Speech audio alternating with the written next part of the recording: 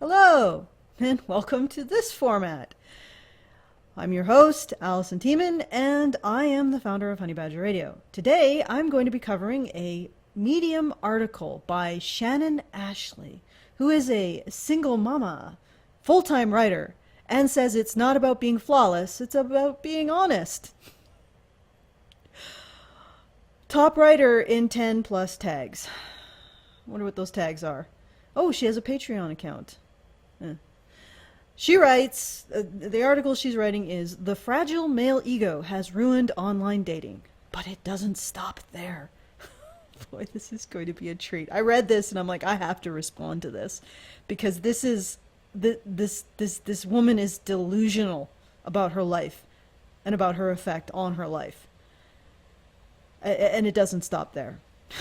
Okay, let's get it. Well, just to explain this format, the YouTube has, after it decided to destroy our channel by removing our ability to stream on our main channel, meaning that we had to stream on our secondary channel, it decided to create this thing called premiering. So you could pre-record a video and then upload it and then talk in the chat while it's showing. So it's showing live, people can chat about it, but it's pre-recorded, which is an interesting format. It will allow me to answer your questions if you have any in the chat, because I'll hang out and chat in the chat. Anyway, let's get started with this article. Virtually every woman who's ever tried online dating in the past decade has encountered the dangerously fragile male ego. Online dating, if it's dangerous, how is something dangerously fragile, by the way? I mean, far be it from me to start criticizing your word choices as an author, but dangerously fragile, that's pretty oxymoronic. Like, dangerous, like, it's so fragile it bursts into kittens at the slightest touch. That doesn't sound very dangerous, but regardless, online dating isn't what it used to be back when it first began and was email based. Back then, people answered questions and wrote letters. Today, it's all about mobile apps and messaging, and the men are decidedly more fragile and entitled. It doesn't matter which app you use. Tinder, OkCupid, Bumble, FetLife, and more all host their own mix of men who feel so entitled to a woman, any woman, that they are not ashamed to curse out a female who tells them she's not interested. I know what's coming. That's why I'm grinning. Because I know what's about to happen here. And it's hilarious. It's hilarious in the complete lack of introspection that this woman is showing, that Shannon is showing. I'm gonna have to keep a straight face, because it's... A few years ago, when I got burned out by messages on OkCupid, I kept hearing good things about Bumble. Oh, on Bumble, women take the lead. The ball is in your court, or so I heard. Did you sense the rumbling of reality, her about to be hit by the bus of reality? She's going to a format in which she has to make the first move. She has to present herself, to say, she has to walk over to someone and say, "Hey, can I have a bit of your time? Can I sell you on giving me a bit of your time?" That bus, it's coming around the corner. You can hear it. It's coming to her. It's coming for her. All right. Okay, cool. So I tried Bumble. Guess what? The fragile men will still find you. This is sort of like the whole dangerously fragile thing. If you're the one approaching them, aren't you finding them? Aren't you the one finding the fragile men? If you're the one, I mean, it's just like you're going out into a field where perhaps it's an Easter treasure hunt, egg hunt. You're going out into a field and you're finding the eggs. That is not the eggs finding you. That is you finding the eggs. I can already see that you have some potential psychological issues or hang-ups. But the fragile men will still find you. Okay, the eggs will still find you on the Easter hunt. The Easter hunt honing eggs, the heat-seeking Easter eggs will find you. despite the fact you are on the hunt for them. Okay, whatever, let's go on. On one of my first days, I matched with a sports writer in Chattanooga, who after a few pleasantries and getting to know you questions, began giving me shit for not having a witty pickup line for him. Okay. I sympathize a lot with the pressure of having to get up and approach someone, and deal with potential rejection. Men deal with that constantly. That's basically the male role. And they get a lot of shit when they fail to have a witty one-liner, or they just get rejected when they fail to have a witty one-liner. I mean, it's really hard to break the ice with absolutely nothing, no context with which you are supposed to approach a person and talk to them. Now, you have a little bit of context, so fair enough, but it's a difficult situation, and I sympathize with that. I sympathize with the pressure of having to go up to a person and say, hey, let me tell you something that's going to sell you on giving me a bit of your time. I sympathize with that. But at the same time, you still have to do it well. And at some point, you have to accept that if you don't do it well, they have the right to say, no, I don't think I'm going to give you some of my time, Shannon, because I found you to be not witty.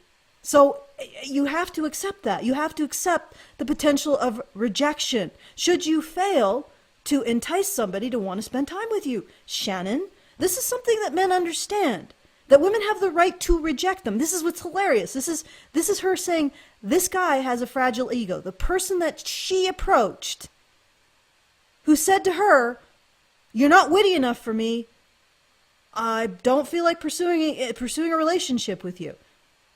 He has the fragile ego. Rather than her going away from that, stewing on it for apparently several years, and writing a Medium article about how dare he reject her based on criteria that were important to him. Entitled much, Shannon? that's Oh, and it continues. All right. Sorry, dude, I'm interested in getting to know a person first and going from there. But I'm pretty burnt out on dating games and awkwardly forced flirting. I have to warm up to people, but I don't get it if that's not your thing. When you approach someone and you say, give me some of your time, you can't just say, hey, you owe me your time now because I approached you. This is Shannon's apparent position. She gets to approach men in whatever way she wants, and she's entitled to their time. And if they don't give it to her, if they have criteria that she has to meet before they give her their time, she gets pissed. Yes, this is definitely an article about fragile egos. I do not think it's an article about men's fragile egos, Shannon. I think it's an article about your fragile ego.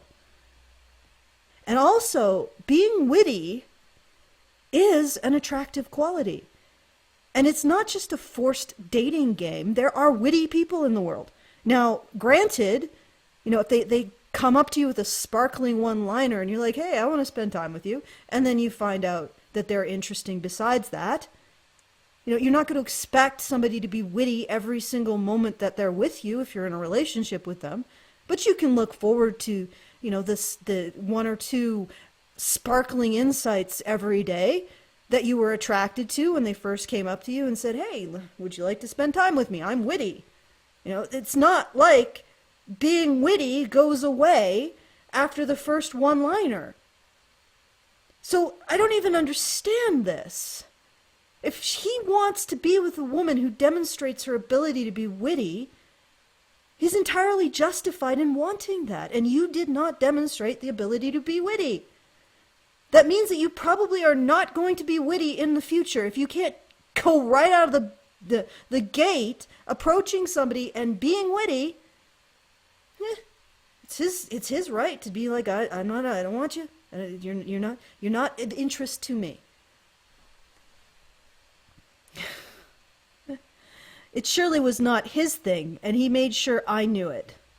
I have to warm up to people, but the way that she approaches this is instead of saying, oh, hey, that's a criteria that he has every right to have it, I don't match with it, move on. She gets pissed and starts passive-aggressively shaming him for wanting something in a partner. Wanting a partner to be witty. He lectured me that I shouldn't even be on the app if I wasn't willing to play the game. If you aren't willing to approach a person and explain why they should spend time with you, you should be you shouldn't be on an app that makes you approach men and explain to them why they should give you their time. It's a really good point. He went on to say that since the ball was in my court, it was my job to impress him. Ugh! So in other words, men are entitled because she had an experience on this one app, this one place in the entire universe where she had to approach men and do something to entice their interest. And her experience on this one app, this one, like 0.0000000% of the universe where she had to approach men, her experience has led her to believe that men have fragile egos and are entitled. What can we thus infer, with a gender swap, and thus infer from her conclusion about the 99.9999999% of the rest of the universe where men have to approach women? And also get these kinds of rejections. In fact, this guy's rejection of her is relatively polite. I'm sorry, I want somebody witty.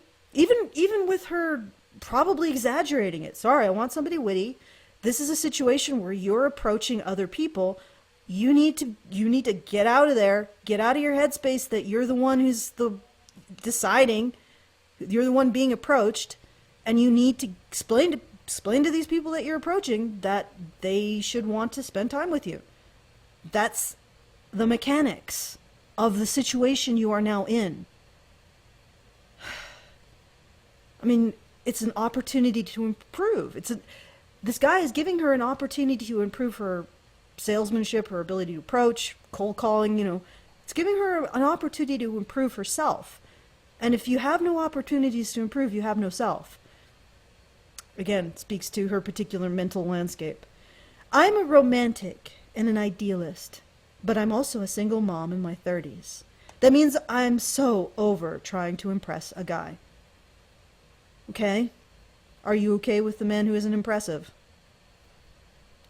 Nor do I want him to try to impress me.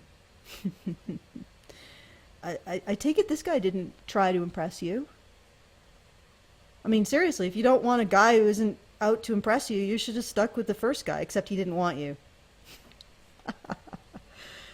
Oh, man. The problem with the whole arrangement is that nobody acts like themselves.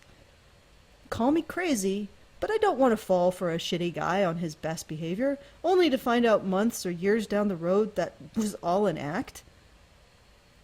He's just asking you to be witty, to demonstrate some value that you can bring to a relationship. So what you're saying is that he should just expect a shitty woman so that he isn't disappointed when months later she's still shitty. This doesn't even freaking make sense. Been there, done that. Likewise, I don't want to pretend... But, okay, this is sort of a catch-22 that you've set up, Shannon. So if a guy is a really nice guy and he's nice in the beginning, do you just chalk that up to playing the game? And if he's not, then he's being honest?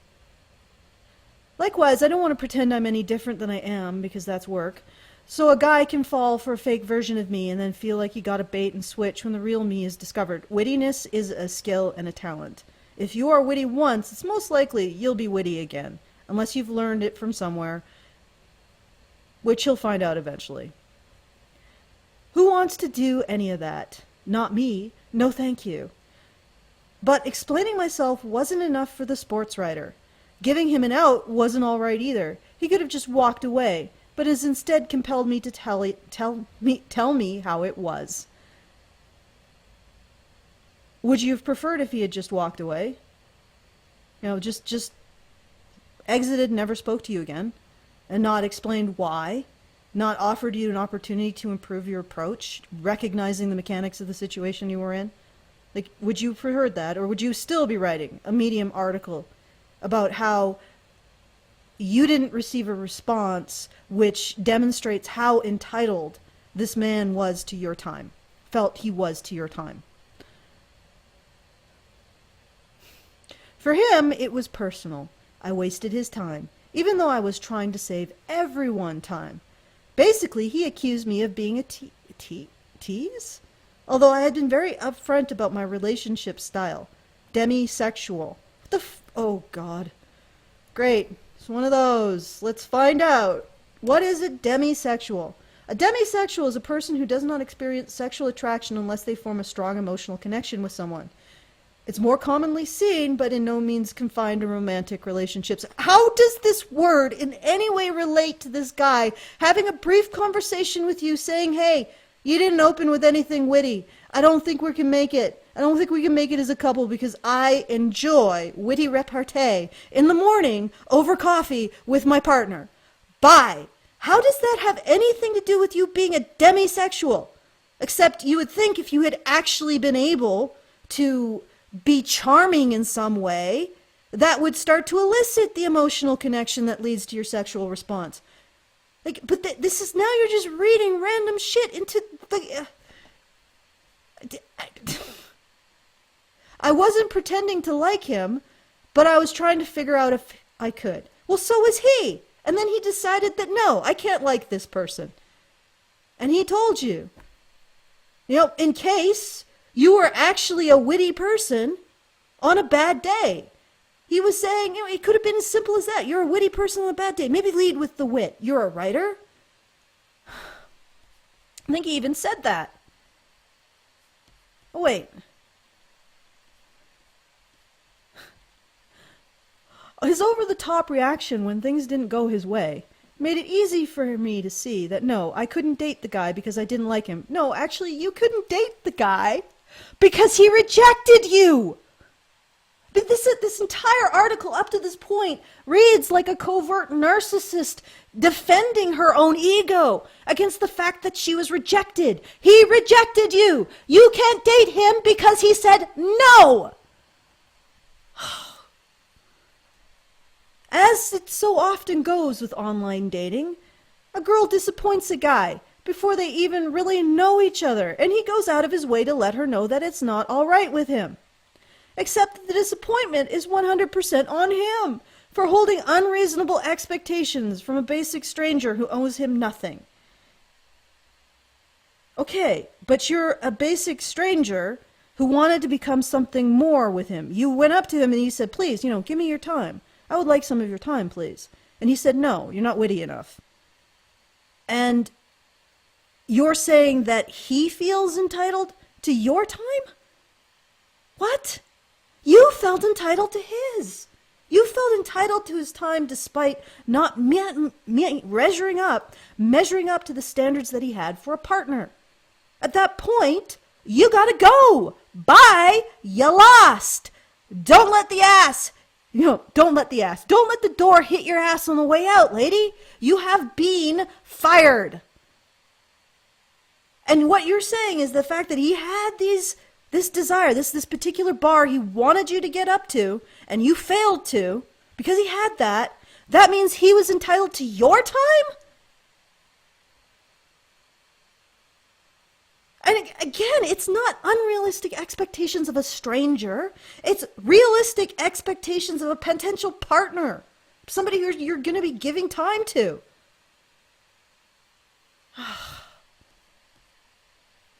Why do so many men believe that women owe them something? So many men who want to get into a relationship with women. Why do they think that women owe them anything, right? Why do they think that women who want to be in a relationship with them owe them measuring up to the standards the men have for women that they're in relationships with? It's boggling. It's mind-boggling. It's unbelievable, isn't it? It's man-titlement. Oh, God, that's going to be the new one, isn't it? Men with fragile egos flip out at the mere possibility of a woman rejecting them. Seriously? Not long after the sports writer, I made the mistake of giving a guy on Bumble my number to text. It's a common enough request. A man says they'd prefer texting via SMS instead of the dating app. I used to say, sure, why not? That's weird. Okay, so you gave him their number to text. Okay. After a couple days trying to chat, but never really hitting a groove. Incidentally, okay, I knew I was not feeling it. It was too hard to get more than a one-word answer from him. So we weren't actually getting to know each other. When I described this article, walking to the Badger Cave with my husband, Jonathan, I described just that she had been texting with a man who's only giving her one-word answers to the novels, the text novels she was sending him. And before I even continued, my husband said, oh, he wasn't interested in her. And I was like, exactly. That is, everybody on the planet knows that scenario means the guy is not interested in you. He doesn't have an interest, Shannon. No interest in you. Otherwise, he would be trying to engage you into conversation. There's nobody on the planet who doesn't know that, who isn't aware that kind of behavior actually just sort of suggests he was being polite, but not really invested in getting to know you or wanting to be around you. I noticed that you don't mention in any of this that he asked for any hookups, so because I'm sure you would, and you would talk about how that indicates to you men's incredible sexual entitlement.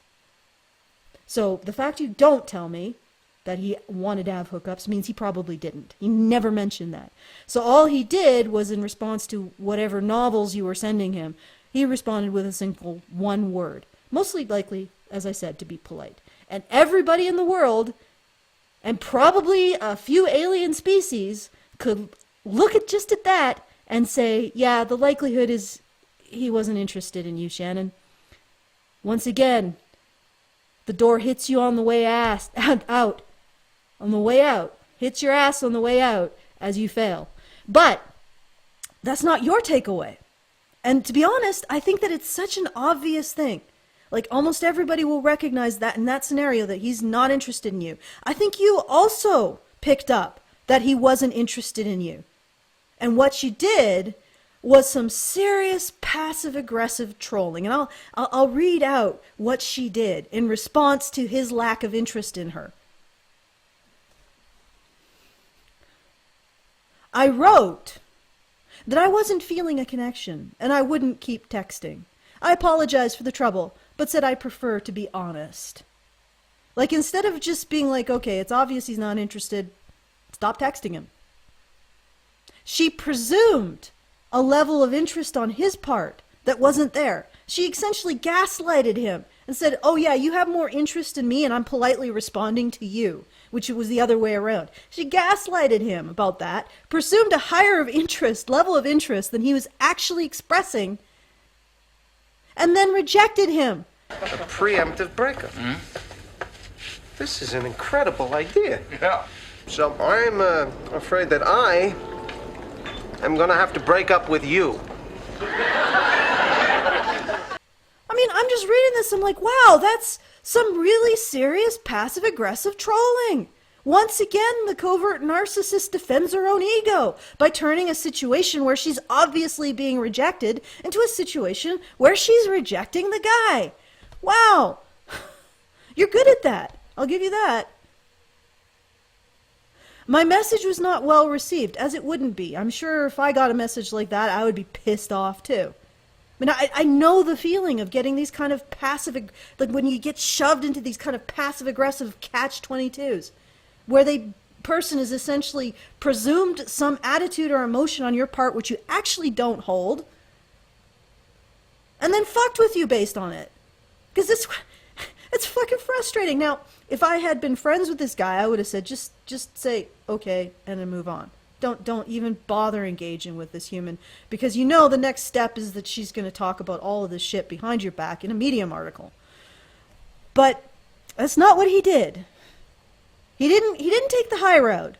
Now, I sort of sympathize with him not taking the high road. He should have taken the high road, but he didn't. He went off on me about how I was a bitch, which you were. You're being passive aggressive. And I noticed suddenly he's no longer just sending you single word responses, indicating a lack of interest. Now that you've basically trolled him, and you have trolled him. Now, I mean, it's still my interpretation, so I could be wrong. Maybe you were being completely honest, and you didn't understand a signal that 99% of the entire world would understand, and possibly also alien life forms. You didn't understand that. It just bounced off your rock skull. But I doubt it. I think what really happened is you did understand it. And then you chose to troll the shit out of him to defend your ego. And then he didn't receive, he called you a bitch because you are one. When I didn't respond, he just kept texting. So now he's texting. He went on to say he didn't even remember who I was anyway and that I must be ugly. Of course. He said this was my problem and that it explained why I was signal. Okay, yes, actually, Shannon, you should listen to this one. I mean, personally, I would have told him to just walk away from this entire mess. But what you just did there was not very... It was... Unless you are completely incapable of picking up cues of non-interest, then what you did there was passive-aggressive trolling. And I've seen enough men and women trolling each other and how they do it to know that's what you were doing. You might think that would be the end of it, but no. He sent me dick pics twice a day for a week. I just sent his messages to my spam folder, but it was really gross, and I deleted Bumble from my phone. Is it really that gross?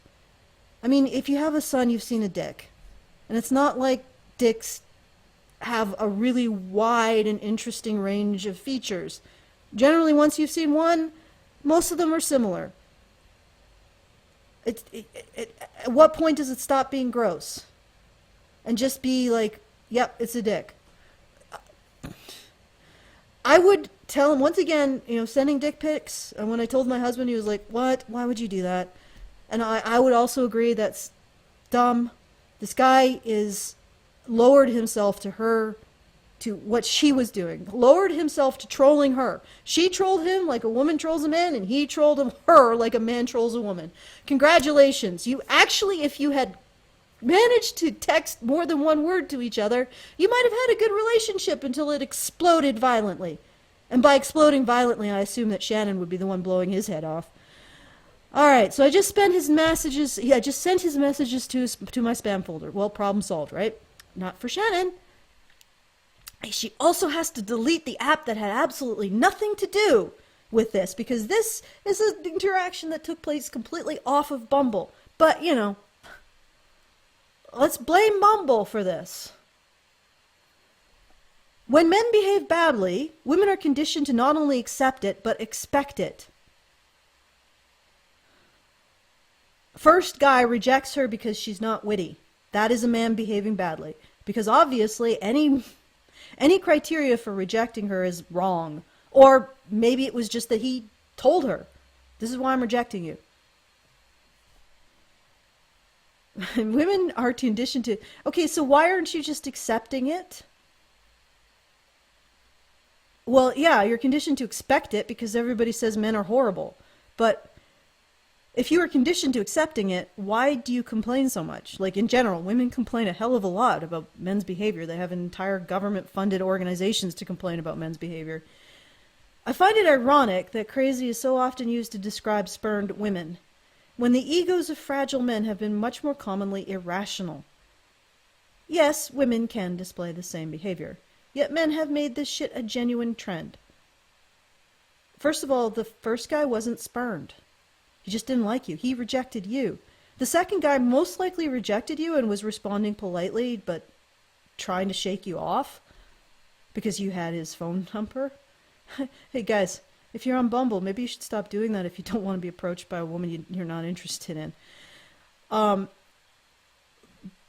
But once again, in both cases, you turned it around into you rejecting them. It's almost like your ego is incapable of seeing that you could possibly not be wanted. Covert narcissist. Yet men have made this shit a genuine trend. What amazes me is how many people continue to make excuses in space for these men. Fragile male egos aren't simply a nuisance. They are a danger. Yeah, the fragile danger again. It explodes into a million flower petals, but it is so dangerous. At the least touch.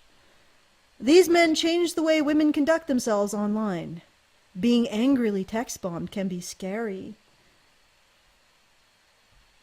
He just sent his messages to the spam folder. And furthermore, it was on you. You're the one who gave him your phone number. He gave you the phone number and you texted it. But men have safety in numbers in social media. Safety in numbers?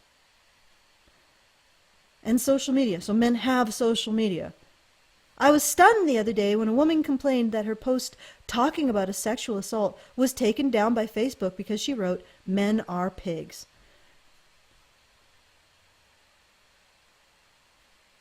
Okay.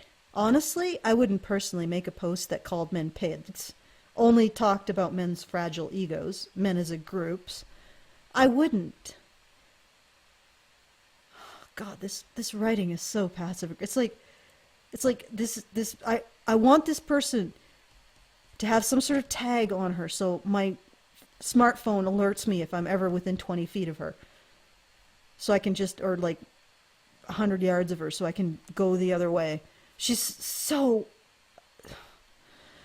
But I couldn't write that some men are pigs. But I could write that some men are pigs, yeah, and so are women. Especially women who can't take the idea that men might not want them for a reason. And might actually express that reason to them. Or that when somebody's expressing a lack of interest, don't presume a greater amount of interest than they are actually showing and then reject them based on that. That is a fucking dick mood. What is ironic is that Facebook has never, to my knowledge, taken down hate speech against fat people. I've reported men calling fat women pigs or whales. Yes, but those are specific women. Or worse, quite frequently, and Facebook always tells me that's not against their community standards. But shattering the fragile male ego, that's a bit too much. Do you understand the difference between calling an individual woman a pig and calling all men pigs?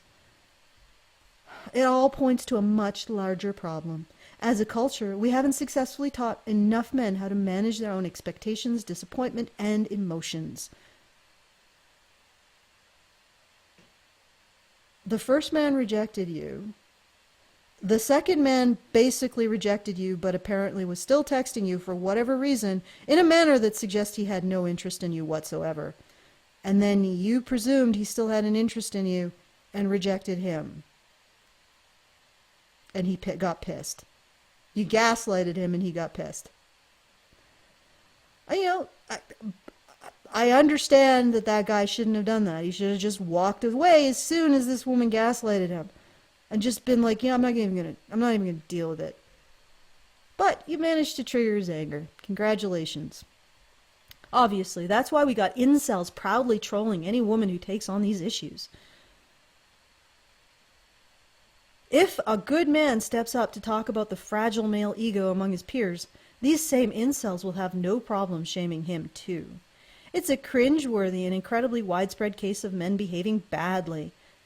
Men who should know enough I mean, even if we take on face value the idea that these men behave badly, and she wasn't just being an entitled ass herself, it's two examples. But that means all men, or most men. It's cringeworthy and incredibly widespread case of men behaving badly. Men who should know enough to be embarrassed by their actions, but they're not. And we're not consistently telling men that this is unacceptable behavior. It's frightening, because who's to say a man who so spectacularly escalates with hateful words in a message who won't escalate with violence in real life? Because his anger came out of nowhere, folks.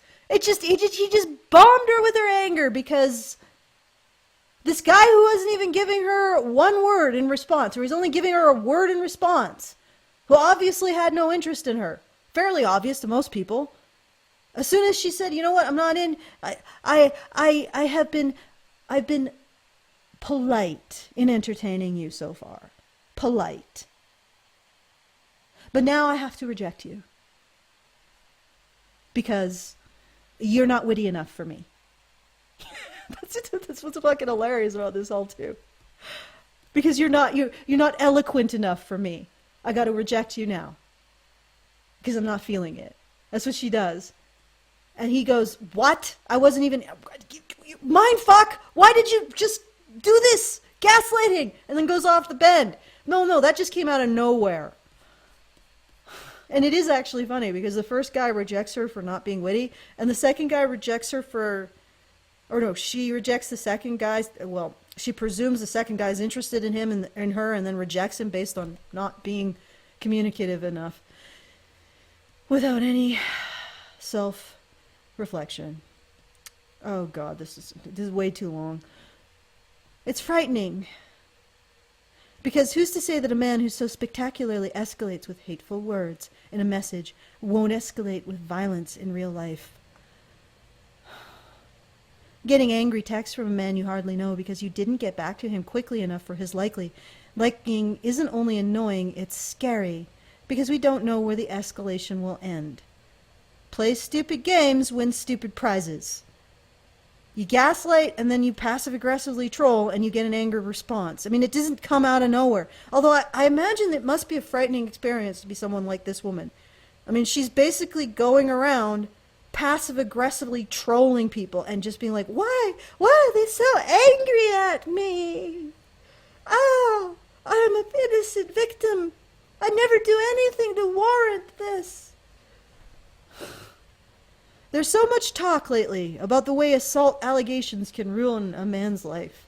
People are so worried about the unhinged woman who claims a false report. Meanwhile, men are getting away with murder because we don't stop them earlier when they first show their... What kind of Minority Report shit is this? We don't stop them earlier when they first show their true... You know, this is a newsflash to the future, guys. This is the new thing. As soon as a woman passive-aggressively trolls you, and then you respond with anger, cuffs are going to be slapped on you, you're going to be thrown away in the jail because you're a future woman abuser. There's so much talk lately, the way assault allegations can ruin a man's life. You mean there's any talk? There's not a hell of a lot of talk, but there is some. People are so worried about the Oh, I already read this. The sentences we give to men who hurt women... You really aren't witty. The sentences we give to men who hurt women says a lot about how little we value the victims. Like this stellar example, a former judge in Ohio has been recently arrested for murdering his ex-wife. The same judge previously spent a mere 9 months in prison for beating her so badly she required facial reconstructive surgery. Of course, if it had been the other way around, he would probably have been arrested. You know, if she had beaten him so badly, Tiger would... that he required facial reconstructive surgery? In no time. But, you know, I just like to compare apples to apples. And let's not compare the sentence this guy got to some imaginary sentence where feminists are satisfied with what happened. Let's compare it to what women would get. I mean, if this had been a woman beating the shit out of her husband to the point where she disfigured him, she probably would have gotten a complimentary gift basket to Applebee's, a gift card to Applebee's. The police just hand her that. You know, you're free to go. We don't really care about violent women. I mean, and I'm only slightly joking. I'm only slightly exaggerating.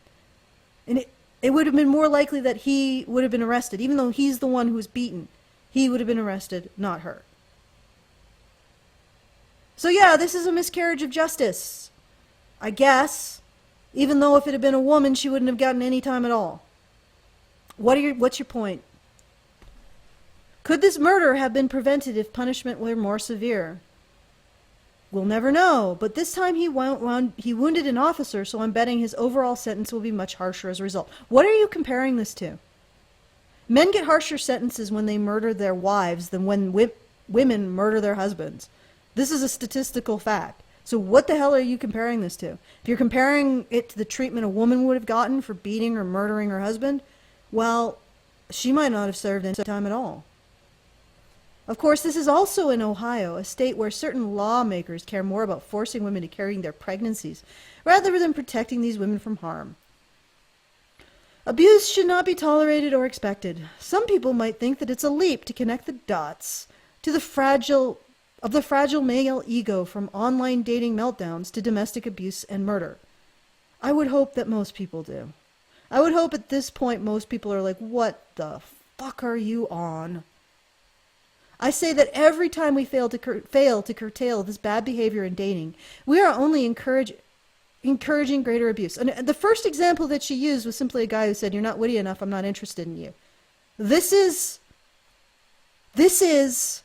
what's going to lead to domestic abuse and murder. A man having a standard in a woman and communicating that standard to her. That is what's going to lead.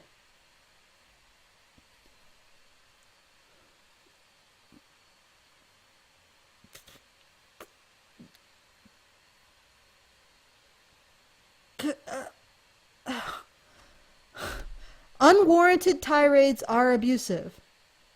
Unwarranted. Completely unconnected to her behavior. Completely unconnected to the passive-aggressive gaslighting trolling she was engaging in. And if a person has no qualms about attacking a stranger for somehow getting their hopes up, what do you think they're going to do to a partner they claim to love?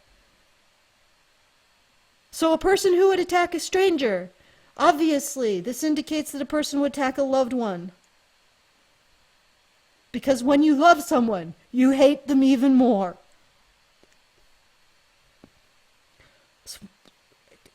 Again, another one of those bizarre oxymorons. These men aren't just ruining online dating. They're pushing progress and women's rights backwards every time we indulge in the behavior so typical it's benign. As so typical. Okay, this sentence okay, I'm going to try to parse the sentence. It actually is very badly written. They're pushing progress and women's rights backward every time we indulge the behavior. As so typical, it's benign. It's not benign. This level of entitlement is a cancer in our society. Once again, she was rejected by a man who rejected her for not being witty. God, I mean, what if he had rejected her for not being able to structure a proper sentence, for poor grammar and spelling? I mean, could you imagine the article she would have written then? Men, rejecting me leads to the Holocaust and nuclear war because I can't grammar. And this entire article was inspired by this man rejecting her. This level of entitlement is a cancer in our society. Entire article inspired by one man rejecting her. Deciding, you're not for me. And yes, it's luckily not all men who walk around peacocking those fragile, abusive egos. One man rejects her for not being witty. Another man gets pissed off when she gaslights him about his level of interest in her and then rejects him based on it. And this kind of passive-aggressive trolling. Oh, okay. They are the ones peacocking their fragile, abusive egos, lady. They are the ones doing that. Thank goodness. Yet it's way too many men who are unable to process the slightest whiff of rejection in a remotely healthy way. Because obviously this guy shouldn't have told you at all why he rejected you. Like, and this is what I keep coming back to. The first guy rejected her. She didn't reject him. He rejected her. Should he have processed that? Wait. Sorry. The second guy sort of rejected her first, and then she decided to turn the tables on him with this wicked display of passive-aggressive, no, you were really interested in me, and I was the one being polite. It still doesn't work. It's way too many men who are unable to process the slightest whiff of rejection in a remotely healthy way. So the first one didn't have... Neither of them were really rejected by you. You were rejected by them. And you must have picked up on the second guy rejecting you. Unless you're a complete moron. Like your head is made of concrete. If he wasn't rejecting you, he would have enticed you into further conversation. I think this is projection, actually. I think it's you, Shannon, who can't process rejection at all. And so instead, you create hate speech towards an entire gender, which incidentally does lead to genocide and beatings and exaggerated sentencing. I mean, this kind of blanket stereotyping men as entitled. Like, the whole privilege dialogue could be torn right out of war propaganda against an enemy group within your society or without. That's like the first thing people reach for, is to tell how privileged the group is at our expense. So that's why we need to shove them into ovens. You know, so this entire article is actually very hateful. It's very hateful towards your target group, Shannon. And you've written it because you don't want to process the fact that you were rejected. You were rejected. You were flat out rejected by the first guy. Like, flat out. No, ma'am. She no ma'amed you. And the second guy was obviously rejecting you. But I guess didn't want to just cut it off. Didn't want to completely tell you, hey, I'm rejecting you. This is why. Maybe he didn't want to do that because he didn't want a Medium article written about how he rejected you and told you why. But he got a Medium article written about himself anyway. And then you were like, I can't even allow that this second man is rejecting me, so I'm going to create this narrative in my head where I'm rejecting him. And then he didn't like that, as one wouldn't. Oh, and it's not funny, it's frightening. You know, sometimes when I read this stuff, I read the comments, and they're all men, really. There's a few women. Yeah, but what's interesting are the men. Like, for example, this Alan Seabrook, who takes the opportunity of this article to complain about men that he's worked with. It's blatantly visible, the male entitlement or whatever, the fragile male ego is blatantly visible in many other situations, especially in the corporate world, where men are expected to function as part of a team. The smallest challenge or course correction from colleagues often results in the meltdown followed by a complaint to leadership. It's as if some men enter adulthood without learning the basic negotiation and collaboration skills. You know, and I read these comments, and to be honest, it's really hard to tell what's really going on because you don't get the full story. Based on her story, I think there's a hell of a lot more going on with that second guy than what she's saying. And the first guy rejected her, so I don't even know why she's in this, since she's talking about men not being able to deal with rejection leading to nuclear war. But what I want to say is just like, these guys supporting this delusion and not pointing out the obvious inconsistencies even in her own story, and then complaining about men and how men are terrible. And it's basically, I realize that this is just, I mean, look, men have an instinct to want to have sex with women, yeah. They also have an instinct to want to protect women. So you can sort of understand why a man might go to a strip joint and pay for a woman to shake her ass in his face, because there's an instinct there. And you can also see why these men might want to pay attention to a woman like Shannon, who's basically shaking her victim titties in their face. You know, that's...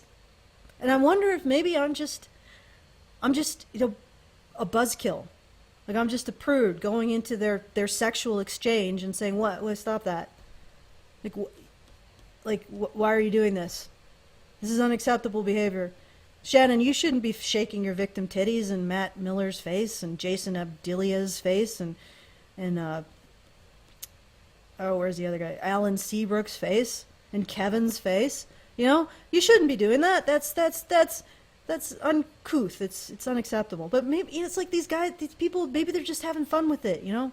They're just indulging their desire to protect a woman the most absurd way possible. I mean, this Alan gets to feel like he's the one good man because he's agreeing with this woman's absurd assertions about her own victimhood, or all women's victimhood. And Alan gets to say, well, I agree with that woman, even though other men might be like, well, wait a second, she was the one being rejected. This is bullshit. But I'm not going to do that. I'm just going to listen and believe, and that makes me the real good man. But it seems like this sort of is a race to the bottom, this victim titty shaking. Because once we get used to the Shannons claiming victimhood over being rejected by men, where does that end?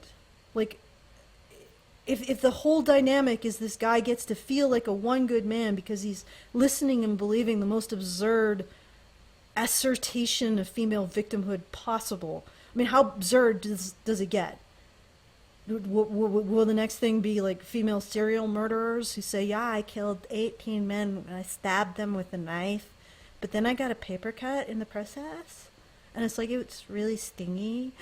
Oh, you poor dear. The patriarchy doesn't make it easy for you to stab 18 men. I mean, how ridiculous does it have to get? How much do you have to deny the agency of the woman in this scenario in order to stim yourself on her victimhood? I mean, is that part of the dynamic? You know, the more you deny the agency of the woman, the more excessive her actions were in instigating whatever the consequences were. Do you get even more of a thrill in just focusing on her as a victim? I mean, she blows up the world, but you just focus on the fact that the world done her wrong. And that gives you an even greater thrill as a white knight, as a one good man. Like I said, this seems to be a race to the bottom. And it also occurs to me that, for example, if the BDSM community got into politics and decided we all should structure our laws and social relationship along their lines, I think everybody would have the right to be like, no. And yet that's what these people are doing. These men and women who are absolutely fetishistically obsessed with female victimhood. The men with feeling like the one good man that listens and believes to the most extreme, ridiculous assertions of female victimhood, and the women who seem to be utterly defined by shaking their victim booty in men's faces, got into in our political systems deciding everybody should live like they do. I, for one, am not happy with that. Okay. Anyway, this was the article on Medium by Shannon Ashley, link in the low bar. The fragile male ego has ruined online dating. But it doesn't stop there. Go and read it yourself. I mean, I've made some inferences. Maybe they're inappropriate. Maybe you'll call them out. And if you like this content, this style of content, tell me in the comments below. If you like me going solo and just talking off my head, my brain parts, just spewing them out there, out in the middle distance, like some sort of gray spray. You know, if you like that, tell me in the comments below. And if you want to help us continue to create this content, www.patreon.com/HoneyBadgerRadio, per episode donation options, and www.feedthebadger.com. If you really like this content, tell me. Okay, signing off.